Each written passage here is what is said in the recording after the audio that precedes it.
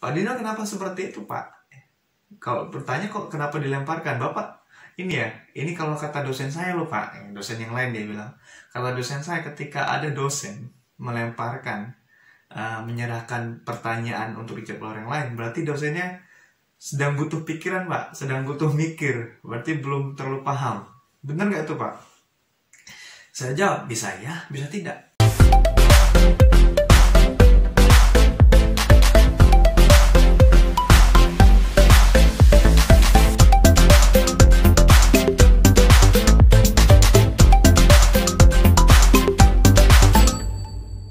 Assalamualaikum warahmatullahi wabarakatuh. Hai para pembelajar. Di video kali ini kita masih bahas tentang seputar dunia dosen. Kali ini tentang temanya adalah dosen merespon pertanyaan mahasiswa. Nah, jadi teman-teman semuanya, pertanyaan mahasiswa ini harus direspon dengan baik oleh dosen. Karena apa? Karena mahasiswa yang memberikan pertanyaan itu menunjukkan mahasiswa itu aktif di kelas, ya. Apakah itu baru memulai, ya, ataukah udah sering, itu tidak jadi masalah. Yang penting dalam penilaian dosen adalah mahasiswa itu sudah berusaha untuk mengaktifkan dirinya di kelas. Nah, sebelum itu kita coba bahas dulu kenapa mahasiswa harus bertanya di kelas, ya. Jadi ada dua tipikal yang saya pahami pertanyaan itu. Yang pertama adalah mahasiswa menyampaikan pertanyaan karena dia paham, ya. Karena dia dia menyampaikan pertanyaan karena dia tidak paham dengan materi pelajaran. Nanti yang kedua yang paham, ya. Yang itu yang saya urut dulu. Yang pertama karena dia tidak paham, dia bertanya kepada dosen, Pak Dini mau bertanya, atau Bu, ya, Bu ini, ya, saya mau bertanya. Silakan. Saya kurang paham ya Bu, ya, tentang masalah posisi ini, ya, atau definisi dari ini dengan pemaknaan di kondisi sosial seperti apa. Banyaklah pertanyaan seperti apa. Gimana menurut Ibu? Gimana menurut Bapak? Nah, pertanyaan seperti ini artinya dia memang beranjak dari hal yang tidak dia ketahui, ya, dari hal yang tidak diketahui. Dan itu disampaikan kepada dosennya. Nah, itu tipikal yang pertama, karena tidak paham. Yang kedua, karena dia paham. Karena dia paham, paham ini ada dua. Ada dua turunannya, ada dua anaknya. Apa itu? Pertama, dia paham, namun dia bertanya untuk mengaktifkan teman-temannya. Dan ini pernah saya lakukan waktu jadi mahasiswa dulu. Saya paham pelajaran itu, tapi saya tetap bertanya. Supaya apa? Teman-teman yang lain terpancing, ya, ingin berkomentar. Terkadang saya buat pertanyaan itu ya agak membakar, ya, tanda petik membakar, berseberangan dengan pendapat teman-teman, pemikiran teman-teman. Saya bukan ingin mencoba menyesatkan waktu mahasiswa, enggak. Tapi saya ingin memancing supaya hidup diskusi. Nah, saya buat pertanyaan, saya paham, tapi saya bertanya supaya teman-teman yang lain aktif. Nah, seperti itu. Jadi itu boleh kalau kita harus menyampaikan pertanyaan itu seperti itu. Jadi boleh saja, ya, memberikan pertanyaan dengan cara seperti itu, ya. Paham, tapi ya tetap tanyakan untuk memancing semangat belajar, ya, semangat diskusi teman-teman kita yang lain. Lalu bagaimana dia paham, tapi yang kedua anaknya menguji dosen. Ini kurang baik menurut saya. Kurang baik. Dia paham hal itu, dia uji kemampuan dosennya. Dia tes dosennya. Menurut saya ini, ya, saya nggak ingin jelaskan yang terlalu gamblang seperti apa. Hanya teman-teman yang mendengarkan video ini, ya, yang masih duduk di bangku S1, bangku S2, hentikan menguji dosen. Hentikan menurut saya. Bukan berarti nggak boleh, ya, enggak. Pada saatnya kalau teman-teman yang menyaksikan video ini ingin jadi dosen, ketika diuji kemampuan Anda oleh mahasiswa, ya, itu akan menjadi hal yang kurang baik, kurang menarik, seperti itu. Walaupun itu nanti ujungnya baik, mungkin saja bisa ditolerir ketika ini disampaikan dengan bahasa yang sedang, yang sopan kepada dosennya. Menurut Bapak seperti apa seperti ini, Pak? Enggak apa-apa. Tapi kadang-kadang Bapak ini nggak paham ya Pak, apa maksud pertanyaan saya? Bapak ini kurang jelas nih menjelaskan tentang ini nih. Kalau ada mahasiswa seperti itu, harus dihindari, ya, harus dihindari. Makanya teman-teman semuanya, penting sekali lagi adalah berlaku etika ya, sopan ya, sopan dalam memberikan pertanyaan itu.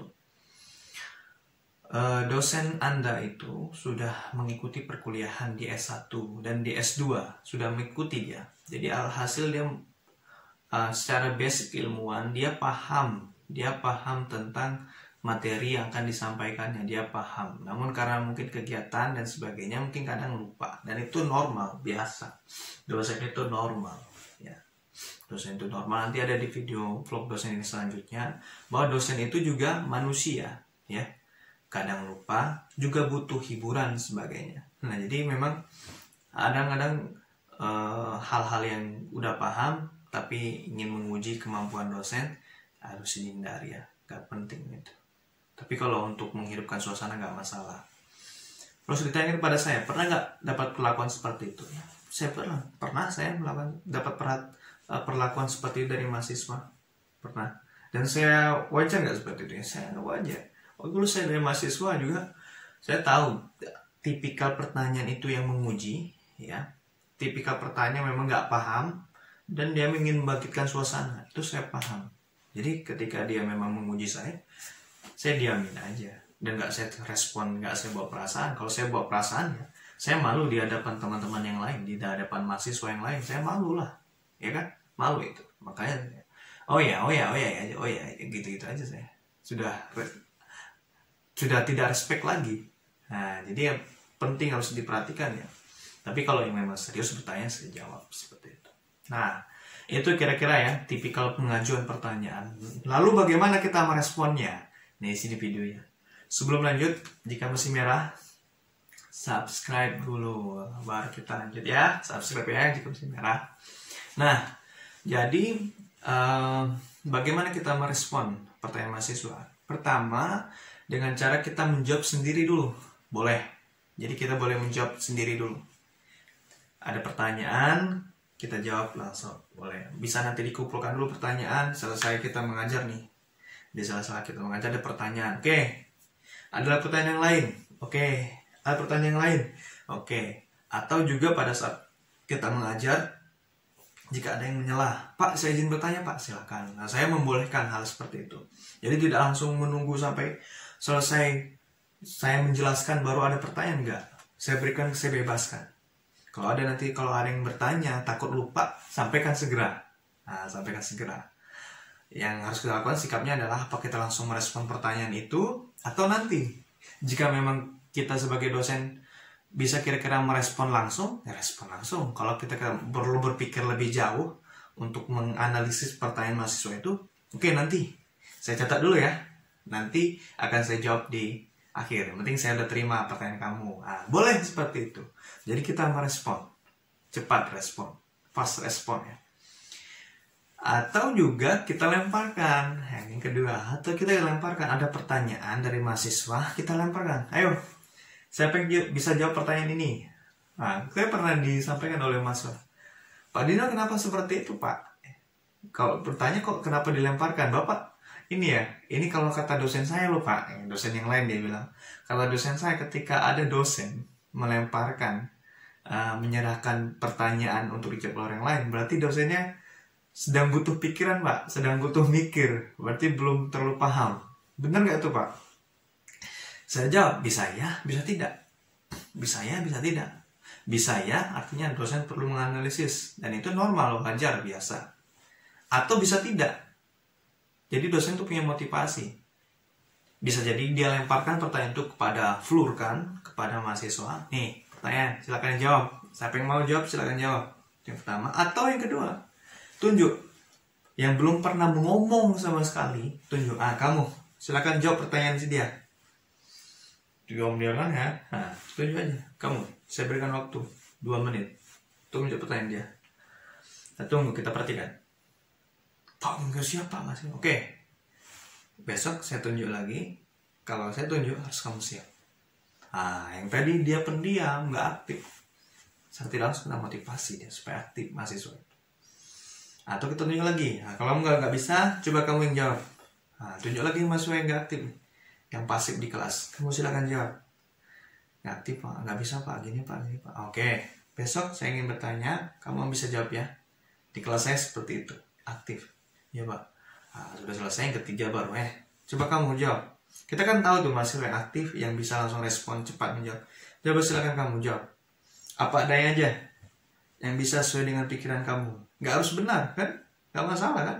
Silakan dia jawab. Ya udah bagus. Paham? Yang bertanya di saat bertanya, paham nggak yang apa yang disampaikan dia? Nggak paham Pak. Nggak apa-apa, nggak masalah. Saya jelaskan. Seperti ini ya, seperti ini ya, seperti ini ya. Jadi cara kita merespon pertanyaan mahasiswa itu ada dua. Bisa kita langsung, secara dosen langsung respon, atau kita flurkan dulu ke mahasiswa supaya mahasiswa kelas kita itu lebih hidup, aktif, dan ya bisa berjalan suasana kondusif ya teman-teman semuanya. Begitu ya teman-teman semuanya, video vlog dosen Daniel kali ini tentang cara dosen merespon pertanyaan mahasiswa. Nah, jika ada pertanyaan